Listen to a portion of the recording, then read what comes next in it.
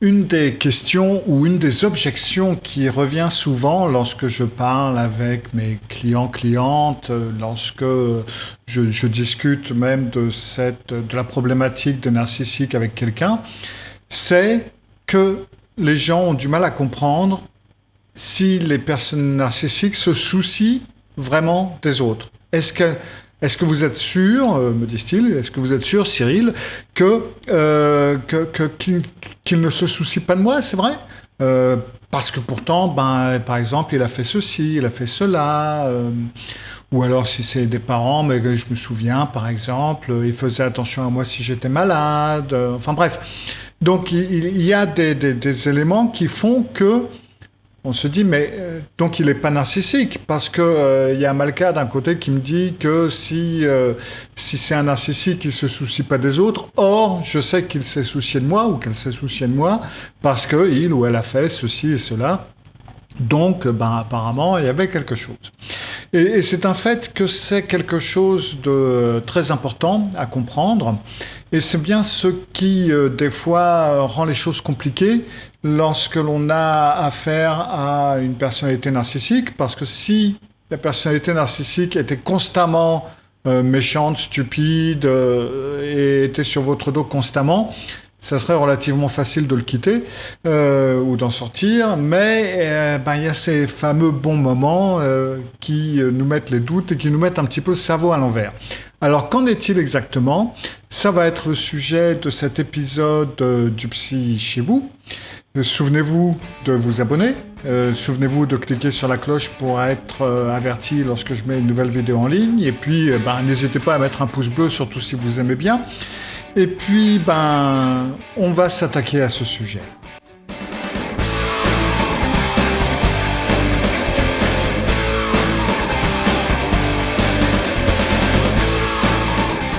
Alors, la réponse courte à cette question, c'est non. Il ne se soucie vraiment pas de vous ou de personne d'autre. D'ailleurs, les seules personnes importantes pour un narcissique, c'est lui-même. C'est une vérité très simple, tout à fait simple, mais, je vous l'accorde, elle peut être très difficile à entendre et ça peut être très douloureux. Et en fin de compte, je pense que il est important déjà de comprendre qu'est-ce que ça veut dire de se soucier de quelqu'un ou que quelqu'un est important pour vous. C'est quoi se soucier de quelqu'un, comme votre enfant ou votre partenaire ou vos parents ou ce que vous voulez. Et en fin de compte, se soucier de quelqu'un, c'est une combinaison, c'est pas juste une chose, c'est une combinaison qui est relativement complexe, psychologiquement parlant. Ça va être une combinaison, d'un côté, vous allez avoir de l'empathie, vous allez avoir de la compassion, vous allez avoir de la constance, et des fois, vous allez faire des besoins de l'autre personne votre priorité. C'est-à-dire que ça va être écouter cette personne, ça va être faire passer cette personne avant vous, ça va être présent pour cette personne. Donc, là, ce sont quelques-uns des aspects qui est se soucier de quelqu'un d'autre, que quelqu'un d'autre est important pour vous. Et se soucier, alors ça c'est aussi quelque chose d'important, se soucier de quelqu'un ou de quelqu'un d'autre, c'est quelque chose qu'on fait. Et en fin de compte, si vous y réfléchissez bien, les personnalités narcissiques, elles disent, c'est-à-dire qu'elles vont débiter comment je me soucie de toi, je me soucie de ma femme, je me soucie de mon mari, je me soucie de mes enfants, je me soucie de mes employés, je me soucie tellement de ma famille, c'est très important pour moi, c'est mon tout, c'est mon important, il n'y a que toi au monde, etc., etc. Mais je vous ferai remarquer, mes chers amis, que tout ça, ça ne sont que des mots. N'importe qui peut le dire, mais je peux vous le dire maintenant, je me soucie tellement de vous. Vous êtes tellement important pour moi. Souvenez-vous d'appuyer sur la cloche et de faire un j'aime. Enfin, je veux dire, n'importe qui peut dire ça. Et en règle générale, et ça c'est une règle que vous devez apprendre, que ce soit par rapport à des personnalités narcissiques ou pas, parce que c'est pas seulement quelque chose qui touche les personnalités narcissiques, mais en règle générale, les bons produits n'ont pas besoin de publicité. C'est-à-dire que il n'a pas besoin de vous dire je me soucie de ceci, je me soucie de cela, ou je suis généreux, ou je suis... Ça se voit si c'est vrai. Il n'y a pas besoin de vous l'annoncer. Pourquoi il y a une banderole? C'est du marketing, ça. Généralement, on fait de la pub que pour un mauvais produit. Et plus le produit est mauvais, plus on fait de la pub, d'ailleurs. Hein. Et ça n'est rien d'autre que de la pub. Je me soucie de toi, tu es important pour moi, tu es la personne la plus importante au monde.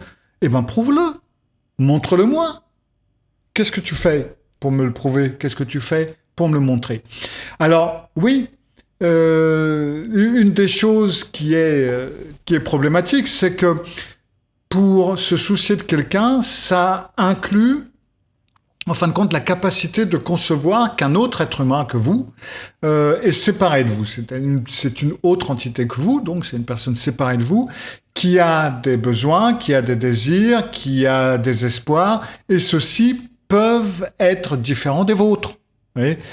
Et ça, c'est quelque chose qu'on accepte, quoi. Bon, sur ce point, c'est son point de vue, etc. Et voilà, quoi.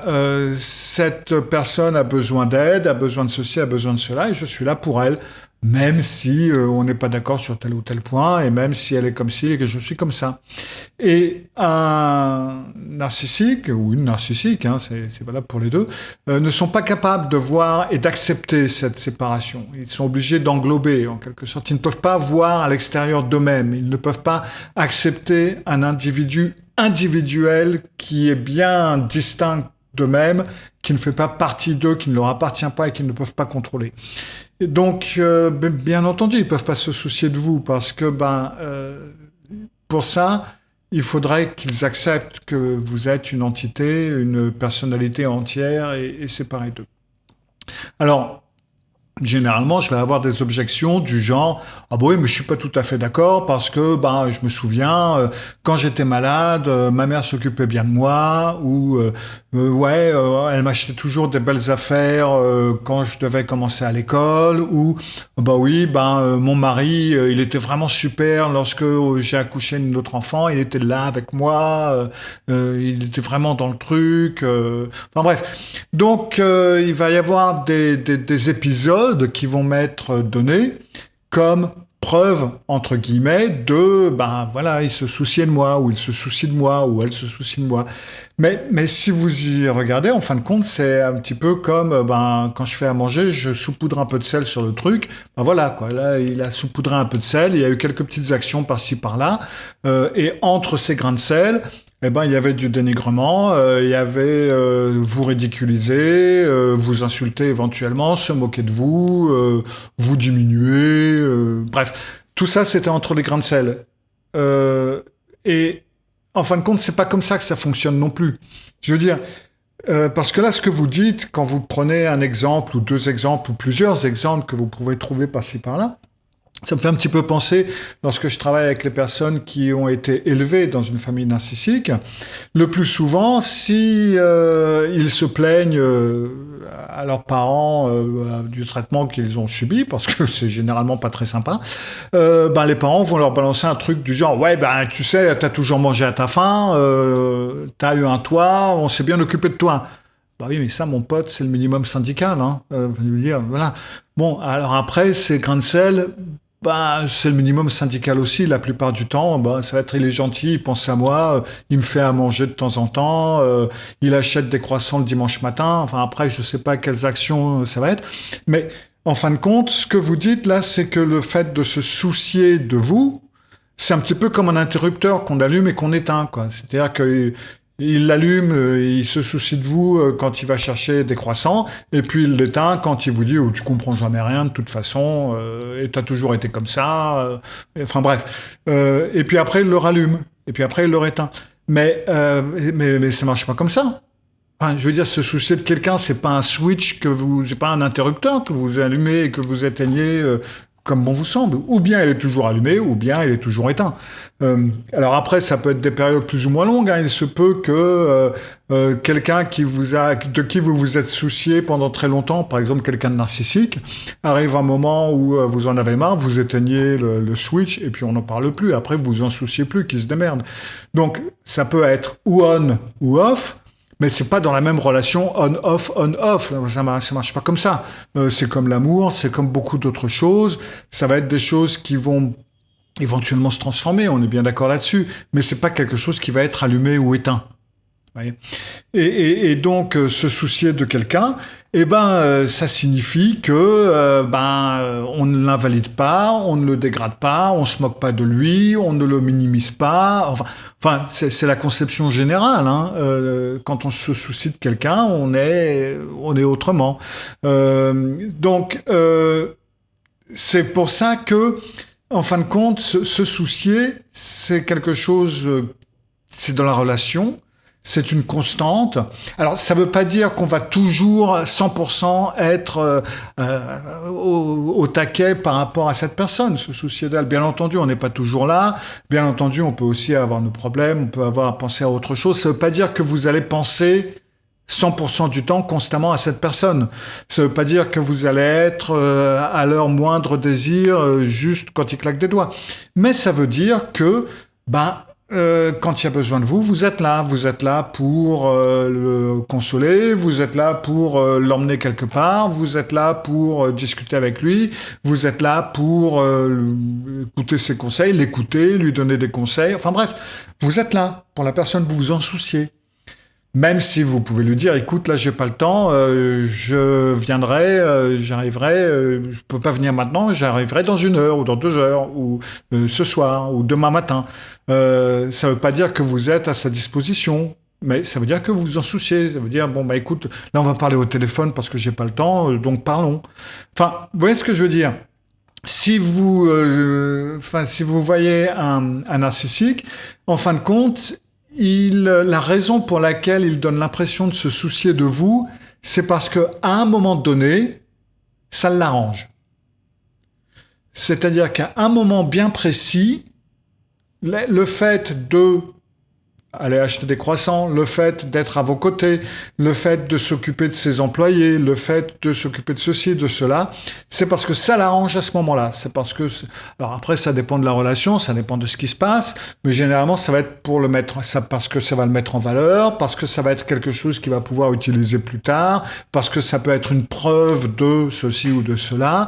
Enfin bref. Mais c'est-à-dire que ça n'est pas quelque chose qu'il fait pour vous, ça n'est pas parce qu'il se soucie de vous, mais c'est parce que c'est quelque chose qui, à un instant T, ou un instant I, on dirait en français, parce que T c'est time en anglais, mais bref, donc c'est pour un instant T ou un instant I, ça l'arrange bien de paraître de cette façon, de faire de la pub de cette façon, et puis voilà. Ce qui veut dire que quand cette période de temps est passée, vous allez revenir au dénigrement, vous ridiculiser et se moquer de vous, vous insulter, etc., etc. Et ça, c'est vrai, c'est douloureux. C'est douloureux parce que il vous faut accepter le fait que tout ça, c'était du pipeau en quelque sorte. Vous avez été un objet, vous avez été utilisé. Même dans ces moments-là, où vous croyez que, en fin de compte, c'était vous qui étiez au centre de l'attention, non. C'était en fin de compte lui qui était au centre de l'attention. Et encore une fois, comme j'ai l'habitude de le dire, les choses positives que le narcissique fait pour vous, c'est pas quelque chose qu'il vous donne. C'est un prêt. Et il y a de très très hauts intérêts. C'est vraiment des intérêts très hauts. Vous allez payer, vous allez le rembourser, vous inquiétez pas. Il vous suffit de lui demander, mais est-ce que tu te soucies de moi? Et vous allez avoir la réponse tout de suite. Je comprends même pas ta question, mais qu'est-ce que c'est que cette question? Je suis là, je suis marié avec toi, c'est bien que je me soucie de toi. Et puis, je suis allé chercher des croissants, je suis ceci, je suis cela. Et il va vous ressortir exactement, vous inquiétez pas, il a rien oublié. Rien de tout ça n'a été fait parce qu'il vous aimait. Rien de tout ça n'a été fait parce qu'il se souciait de vous. Tout a été fait parce que ça, c'était un moment, c'était quelque chose qui le mettait à son avantage et qui lui sera possible de réutiliser plus tard. Voilà. Alors, je sais que ça peut être difficile à entendre, mais c'est quelque chose de très important à comprendre pour construire votre route vers ce que j'appelle l'acceptation radicale, pour pouvoir avancer sur le chemin de la guérison. En parlant de guérison, souvenez-vous que j'ai un club Revivre, un revivre.club, que vous pouvez trouver donc là, et qui est tous les mois où on prend un nouveau sujet pour vous aider à guérir. Il y a des invités de journal, c'était un journal que vous devez tenir par rapport à des exercices que je vous donne, qui sont par rapport à l'atelier du mois, par rapport à un sujet bien précis. Comme ça, on peut avancer. Mais sans ça, je vous retrouve jeudi prochain pour une autre vidéo. Faites bien attention à vous. Et puis, bon week-end, à moins que vous soyez déjà reparti pour la semaine. Je ne sais pas quand est-ce que vous allez regarder cette vidéo. À bientôt. Au revoir.